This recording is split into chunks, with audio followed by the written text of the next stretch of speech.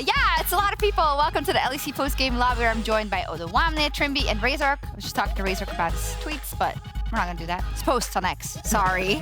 But that's not important. What is important is that you guys win. And Trymbi, last week, we had you on PGL, and no matter how many times I asked about Worlds, you were like, no, it's about Montpellier. I want to go to Montpellier. I want to play there. You did it, man.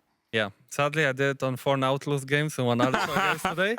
But we got it. Why is it sad? Those hooks are on point. I mean, I remember how miserable he was when he was playing Nautilus in Rogue. It sure wasn't because he was playing with you. I mean, it was of course it was that as well. But you know, when he had to play with me and all the boys, and we're like, "Hey, Trymbi, how about some Nautilus?" You'd be like, "Yeah, I guess you can make it happen." So it has the same vibes right now. The meta was so different too. Like it was the meta. No, for sure. Like, imagine Marang is just vibing on his free camps champions all the time. I'm picking Nautilus so my boy can farm all the camps and then I can engage for him. I mean, you don't like Karthus 15 levels up in what was the game 2? Oh yeah, that game. I mean Nautilus for him as well. Bro, you know? I picked Alistar. He tells me on the third wave that I have to come. I was level 2 for like 2 minutes. Like enemy Bram almost 4. I'm just about to get to hit level 3. Okay, guys, Karthus will win, and he won. Yeah.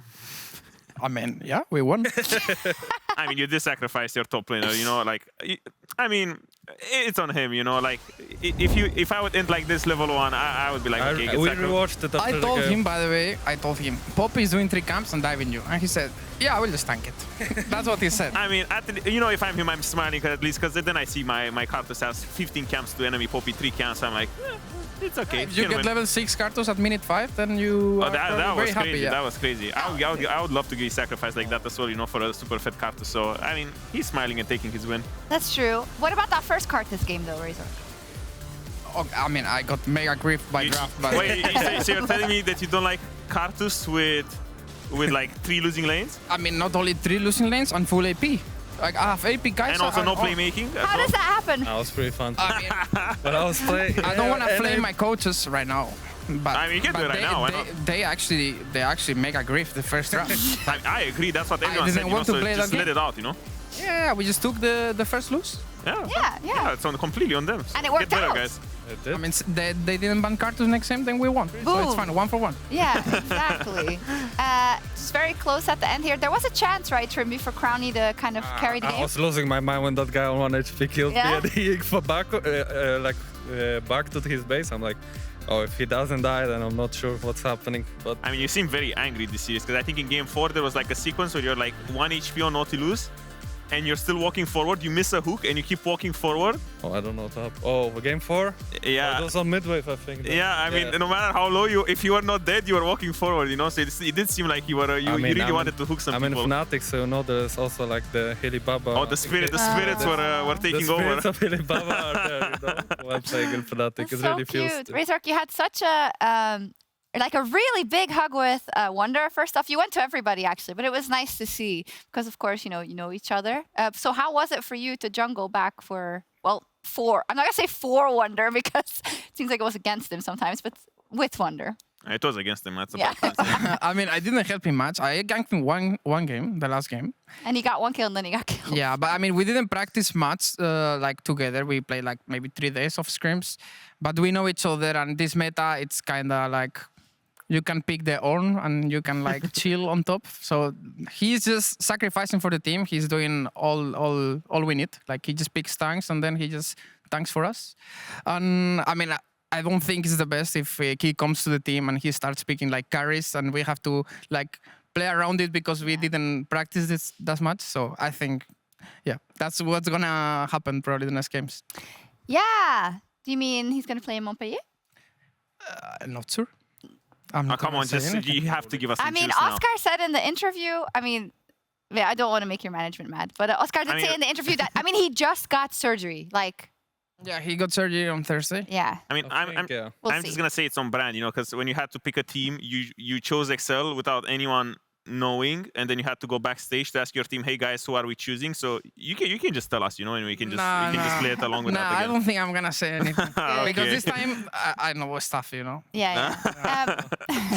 Regardless, though, I gotta say, in general, the turnaround of Fnatic has been nuts. Like where you guys were just a couple of months ago. Of course, Trymbi coming in as well. Yeah, I was in Koi. Yeah, you were. That was a turnaround but for then sure. you came in. Nobody really thought that you were going to make it far in summer, but also in the postseason. And I don't think anyone thought you were going to make it to Montpellier. And on top of that, you're playing in the situation where your top laner's hand is hurt and you play with Wonder. I think it's really, really crazy. Like, do you realize how insane that is, the run you've gone on? It's just the Both of you? DNA, I feel, of the team. Like Okay. last year, it happened the same. I just feel like when everything's stable in Fnatic, something has to go wrong. Yeah. In this case, Oscar just broke his hand. Okay, so there's always something up in Fnatic. Yeah. Is that it? It's just historically, there just can't be peace? Problems I always? think so. I've been in Fnatic for 2 years, and last year it happened the same. We were about to not make it to playoffs, then we go to Malmo. And this Okay, year, guys, we need a little bit more positivity now. But they make it It's work. spiraling That's a little bit. positive. Yeah. That's positive. They make it work. And I, of course, very much, we hope that Oscarinen feels better as soon as possible. Montpellier would be great. Worlds would be super amazing. And we'll talk about Worlds in just a second. But the MasterCard play of the day was Fnatic's ping pong kill in the mid lane in game That 2. was crazy. That was Tristana crazy. into Alistair W into death. We're going to take a look. That was crazy. That was so nice. When we did it in game, it felt so clear. honestly, you could just combo her, but you wanted to make it cool. Yeah. What Not are gonna we lie. saying? No, my coach would flame me that I'm It's fine, it's fine. by You the just way. montage Alistair. I would get flamed. I mean, you know, ADC was probably saying as well, I'm coming, give me kill. And then you're like, okay, I'm going to set you up. So, you know, someone would cry no matter what in that play. That's indeed true. I mean, it did look cool. So a little topic that Odo brought up in our story meet on Wednesday, because we were looking at the stats, and our stats analyst says like, hey, you know, Noah, sometimes he doesn't do as damage as some of the other ADCs. And Odo was like, that's just the way Fnatic likes to play. They like to funnel everything into humanoid, right? That's what you said? Yeah, I mean, in the series against us, it felt like, you know, a lot of time you guys were just opening 3 through side. You guys were just going through humanoid, trying to funnel as much. And, you know, Noah was just catching the wave kind of deep reactively on mid. So a lot of time you get this like random damage from the ARAMs on mid, someone just throwing skills at each other, the damage numbers go up. So yeah, that was kind of like my point. But it was nice to see him being able to do a lot more this series, because I feel like your guys' approach was a little bit more balanced towards you know, being this conventional team playing around ADC. And I think you guys were doing a really, really good job at setting him up from early game. You guys were smurfing in the 2v2 bot lane. It was nice to see you guys do so well. And yeah, it was just like return to this conventional ADC style where he gets to pump big numbers. And I think today he was very, very good. Yeah, I agree. When there were team comps that he could easily hit, you know, and people could enable him, I feel like everyone was trying his best to make circles.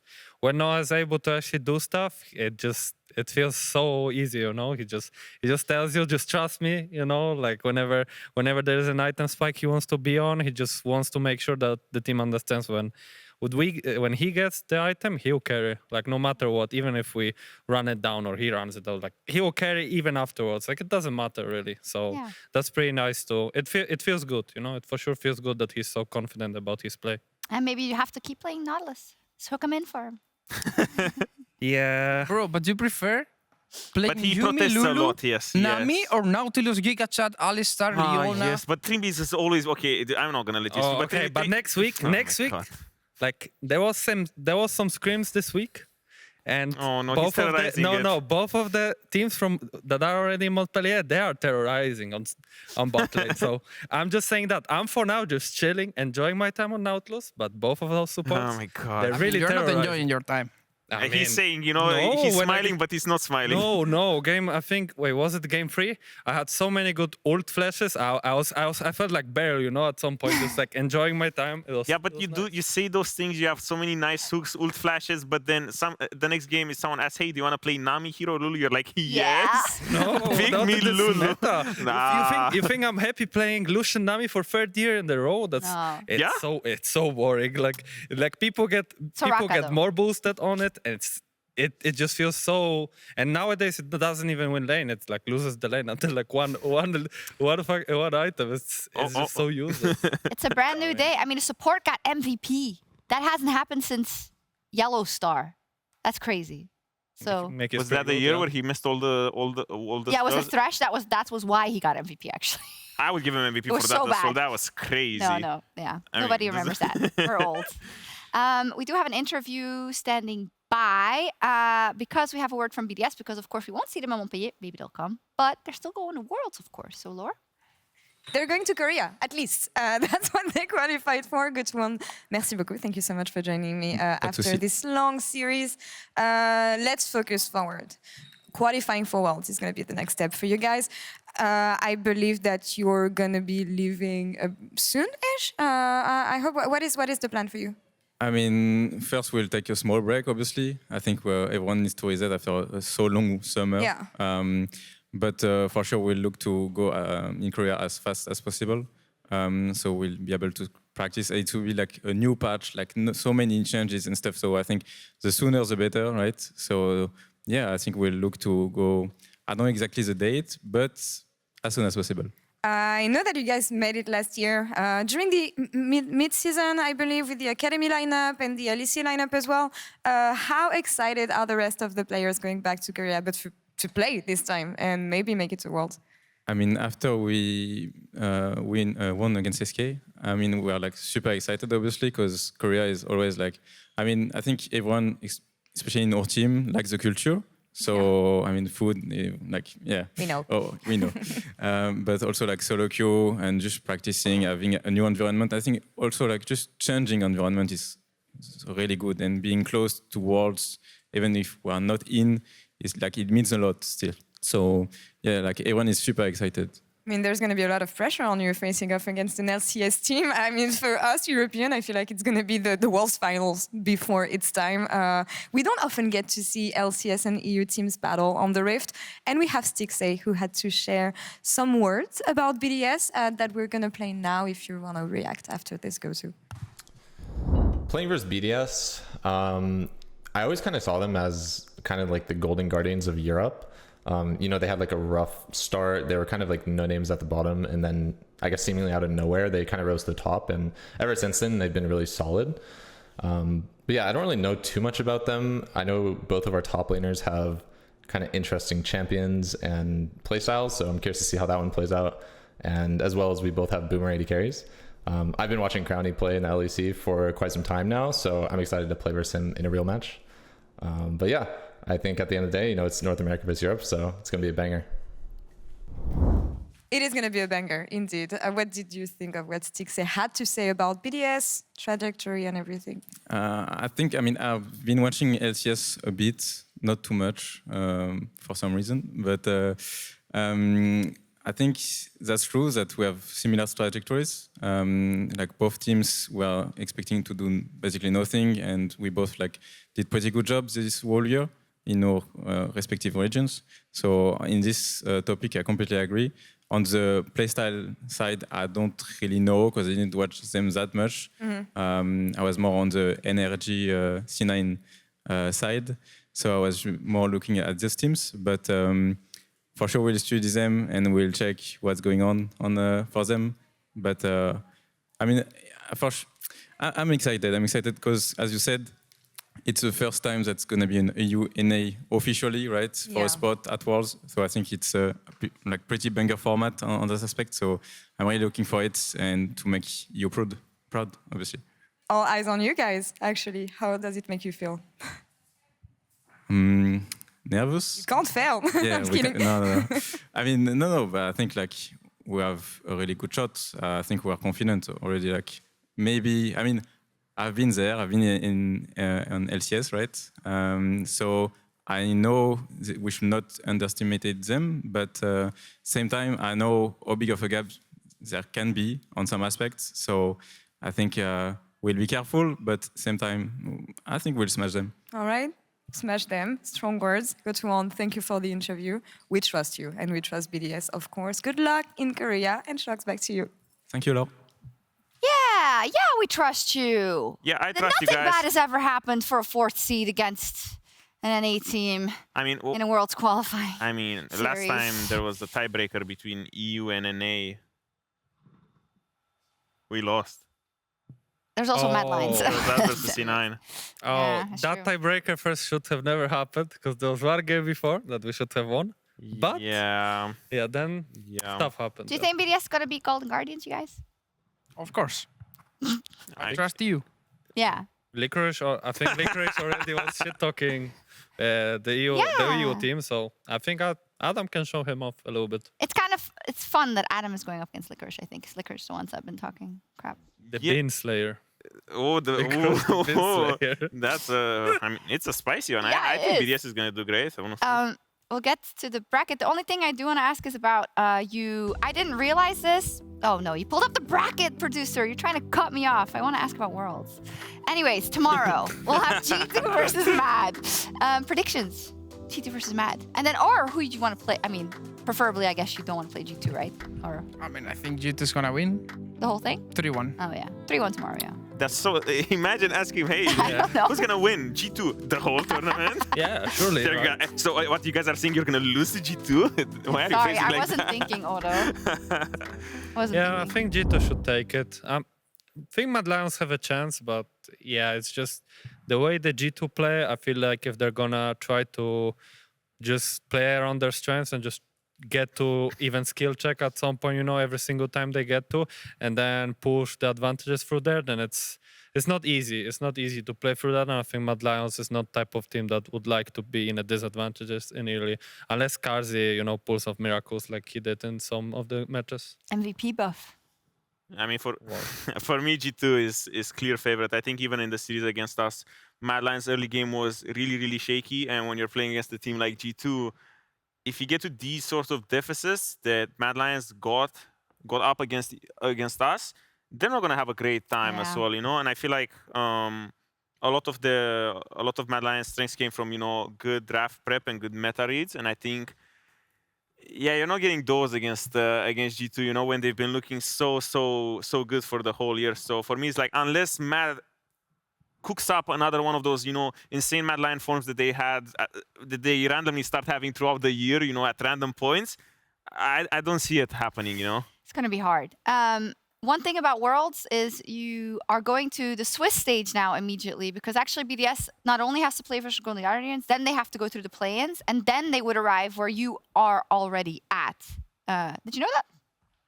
Wait, are we in play-ins or where? No, you guys are like in the old Yeah. group stage. In the old group stage, so to say. Oh, actually true, because there's old groups and then there is a new format, right? Like Yeah, so you're in the Swiss stage. Oh yeah, okay. Yeah, that's there's like a new format, That's like the Trymbi. Did you fresh not know? new group Like, stage, pretty much. I mean, I didn't really until we actually truly qualified to Worlds. I didn't really, read too much about the format. Cool.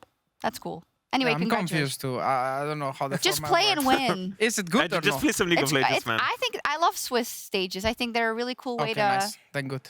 Well, the Then thing you is, like it, nice. Swiss is like if everything goes the way it should, Swiss is good. But if there's one upset, you could like play JDG to get out or something. So that could happen. Oh. But that's not gonna happen. Hey, just win. Is it gonna happen? Yeah, we will. Who knows? Nice. Let's take a selfie and then we'll send you home. Got it. I love pictures. Yeah, I love You it. don't have to take them yourself. All right. Yay! Thank you. Thank you so much, Trymbi and Razork, for joining us. We'll see you in Montpellier. Let's go. Let's go. And tomorrow we'll be back here in the studio for the last time this year. G2 Esports facing off against the Mad Lions. See you. Bye-bye.